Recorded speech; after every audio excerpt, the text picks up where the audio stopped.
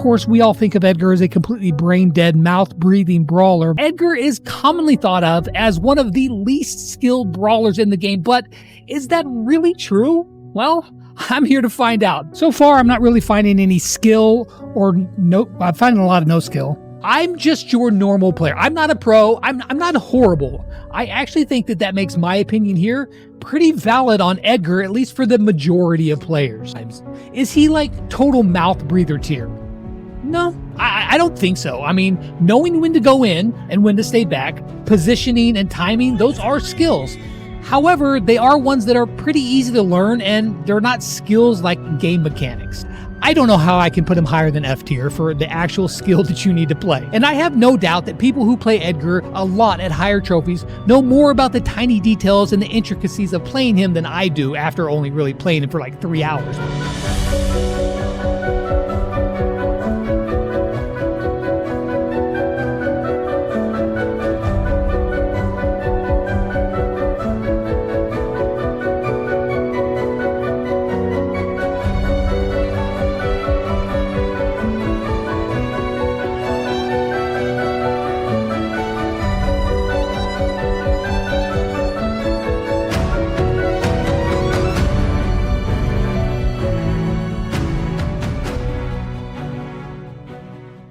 If you have been around the Brawl Stars community for a while now, you most likely have seen people talking about which brawlers take skill and mentioning their skill floor and ceiling, and Lex's video is one good example. To summarize his video, he basically gives himself a challenge of reaching over 700 trophies with Edgar while he levels him up and determining his skill level in the end of the challenge. As you can see, his opinion for Edgar is extremely low on the skill tier list, but there are many flaws to this challenge than you can imagine. For starters, the challenge only ranged from 0 to 700 trophies. You may be asking what's wrong with that, but basically, he didn't go over 1,000 trophies. Just the simple fact he didn't go over this trophy range, like attempting on reaching around, let's say, 1250 trophies, for example, didn't allow him to fully cover the real shenanigans that an advanced player has to go through. And by that, I mean less randoms like shown in Lex's video and actually facing real threats. Pro players tend to have their brawlers over 1,000 trophies, meaning if he also went over that and actually faced kinds of people, then perhaps he would have seen the extreme difficulty it is using Edgar in higher ladder matchmaking, even if we include the old trophy system. Now, please take a listen to the pro player Snake Thug, the top 1 global player with multiple accomplishments throughout his Brawl Stars career, and his take on Edgar's skill cap. And I can definitely tell after losing 4 games in a row that this guy definitely needs a skill. Like it's quite the opposite. He's not no skill. So to actually make use of Edgar in Showdown is the hardest thing ever. But everyone says Edgar's no skill. Yeah, of course he's no skill if you're playing on 500 trophies against a Bali, for example. But this is the reality. On a certain amount of trophies, this brawler is not going to work. People know how to counter him. Like you won't do a lot of progress here. He is so much skill, especially on high trophies. You know, imagine an RT easy counter for Edgar. Kid can outrange Edgar in duels. We saw that before. So this brawler has so many disadvantages. So to the final question, is Edgar no skill? And I would say no. Only in some situations, you know, you have on low trophies, he's a more easier brawler to push, but the higher you get, the harder it will be to make more trophies, because you cannot compare a 900 lobby, we have a lot of 800s also in this lobby, with a lobby with rank 35. Edgar, really overheated, really not that much no skill as you think. Stop saying that like jumping on a brawler and auto-aiming him is like, you know, every assassin does that. Every assassin is just good against a thrower. That's what this brawler is for. Lily's good against throws, Miko, Mortis. Like no one says Mortis is no skill, but he does the same as with Edgar, but it's just a much better brawler, much stronger with the hypercharge. But where are the people that say that Mortis is no skill then? Where are the people that say that Stu is no skill if you jump into a Stu, for example? Yeah, so overhated. As you heard, Snake Thug mentioned a low trophy range, relatively close to what Lex set up his goal for the challenge. Snake Thug also backups my claim about the type of players one must face after reaching such a high trophy range. And this is without mentioning the countless of things that counters Edgar by players on that trophy range who know how to deal with him. What Lex went through was just the sky of the iceberg. There is so many things that counter Edgar that I can literally write a long list as if I was a spoiled brawlercist wanting to buy every toy possible in the toy section from the local store. Anyways, it can take someone a long time to learn how to counter Edgar's counters from the roster, but that's in a one-on-one situation. If we're talking about ranked or 3 versus 3, like what Lex did for the video, the enemies can help each other out, leading to you losing your lane, wasting time and your gadget, feeding your enemies, and worst of all, selling the game.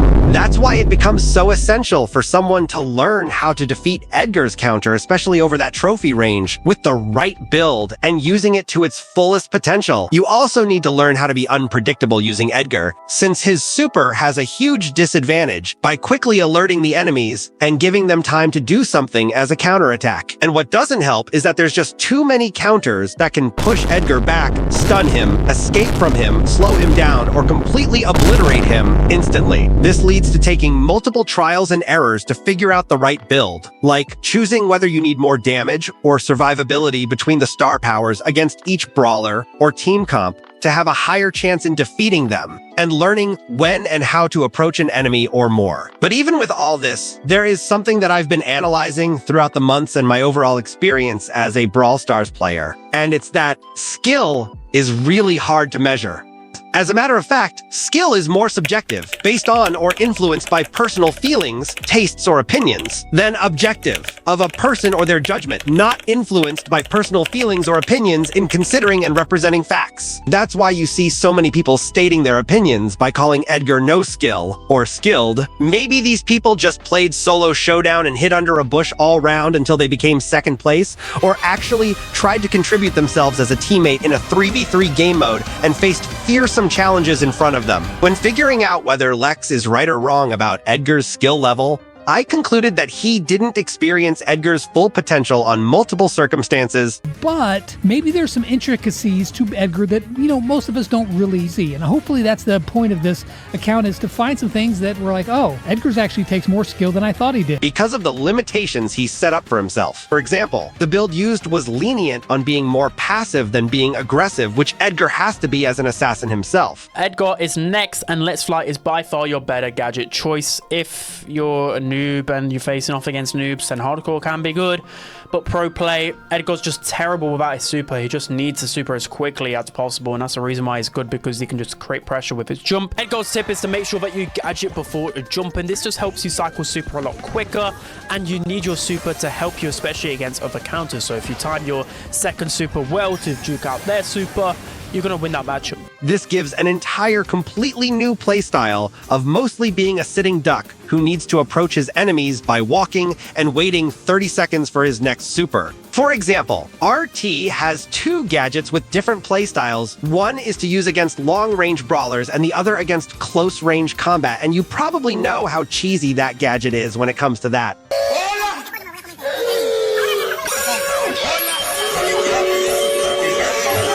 Thank you.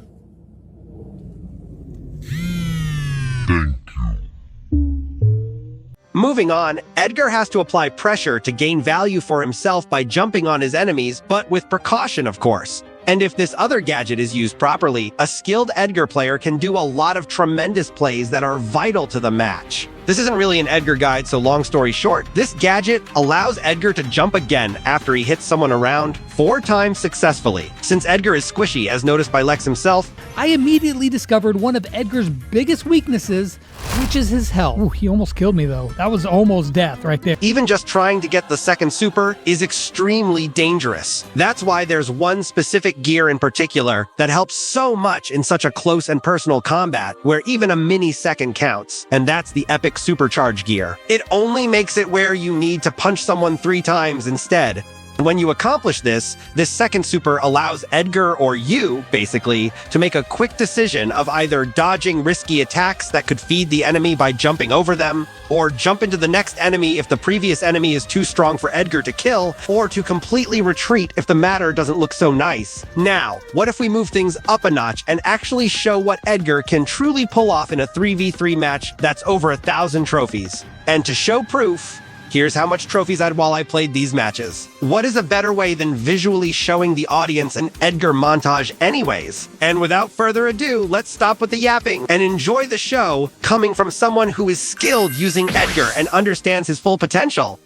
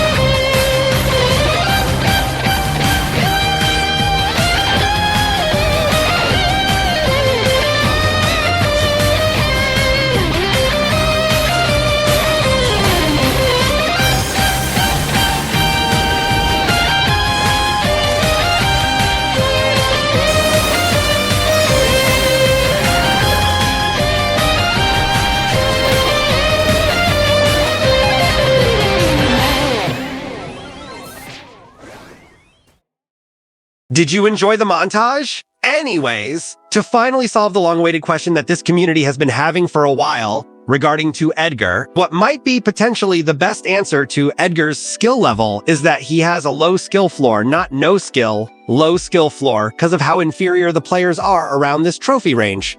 That's why you see so many players despise Edgar, and they're not even above 40k trophies in total, for the most part. As a matter of fact, Brawl Stars showed only 0.3% of players are above 50k trophies. Isn't that insane? Moving on, Edgar has a high skill ceiling, especially in high elo and ladder. And to balance Edgar's low skill floor and high skill ceiling, I think he sits good as being a mid-skill brawler. What I liked, coming from a commenter that I know, is that what makes Edgar very complicated in that high elo and ladder is his simplicity. You need to have a very strong understanding of how to operate Edgar when your enemies can make you completely useless by simply using a gadget or few ammos. Can definitely get the free kill. No way he escaped, bruh. What? He used the thumbs down and the spinning. You also need quick reaction time and good aim with your supers that will not lead to a certain loss, like attempting to kill a Shelly or other counters by maintaining distance to not feed their super. Anyways, with all that being said now, if you believe you're a skilled Edgar main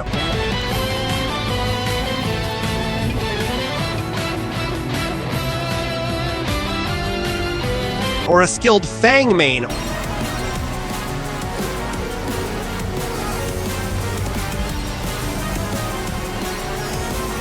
or a skilled Melody main, have been staring down the barrel of the draft for as long as we can really remember. They've struggled on this so many times, but the mechanics is where they execute. or a skilled Bull main, or a skilled Mortis main, or a skilled Crow main, or a skilled Hank main, or whoever you main, then subjectively, yeah, you are right. But if you're also having fun while playing them, then you are the true winner, my friend, and I certainly hope you did too when playing Edgar. Lex. And hopefully, I'll have some fun along the way. Thank you for watching, and the skilled Edgar main hopes you have a great day. Peace!